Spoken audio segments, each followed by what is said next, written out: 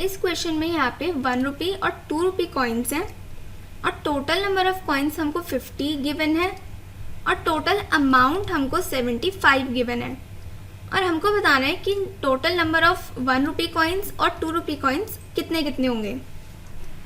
तो अब यहाँ पर हम इस क्वेश्चन को ऑप्शन से भी कर सकते हैं।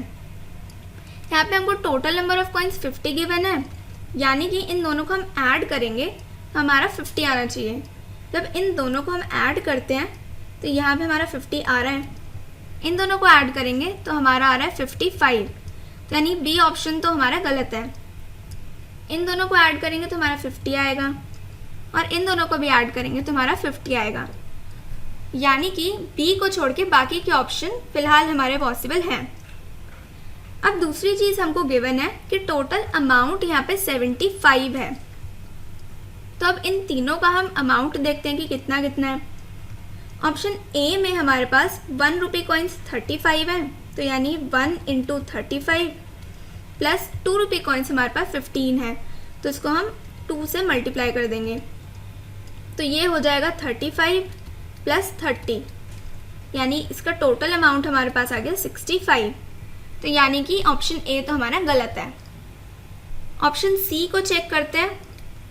1 रुपी कॉइन्स हमारे पास 15 गिवन है यहाँ पे और 2 रुपी कॉइन्स हमारे पास यहाँ पे 35 गिवन है, तो ये हो जाएगा 15 प्लस 70 यानी कि 85। ये वाला ऑप्शन भी हमारे पास गलत है। बी ऑप्शन तो हमारा पहले ही गलत हो गया था, तो अब बचा डी ऑप्शन, यही हमारा करेक्ट होगा, बट फिर भी इसको एक बार चेक कर लेते हैं।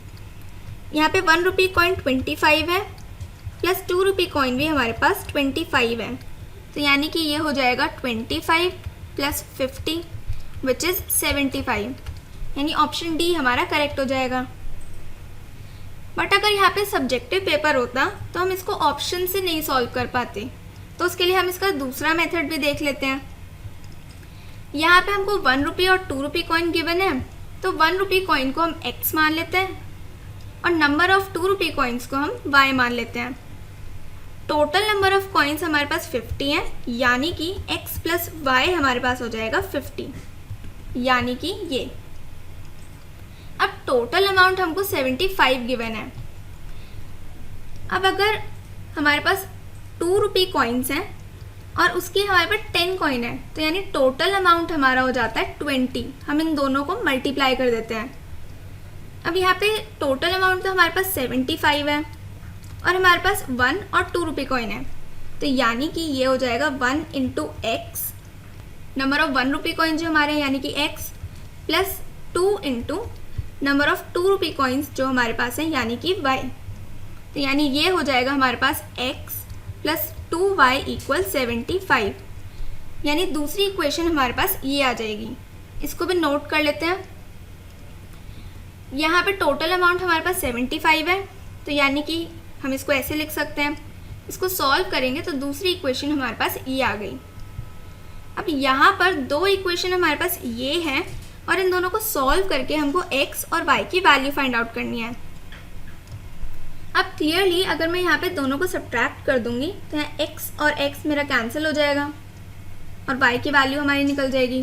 तो इन दोनों को सब्ट्रैक्ट करते हैं तो यहाँ पे सारे साइन चेंज हो जाएंगे, x कैंसिल हो जाएगा, ये आ जाएगा -5 = -25, यानी y की वैल्यू हमारी आ गई 25।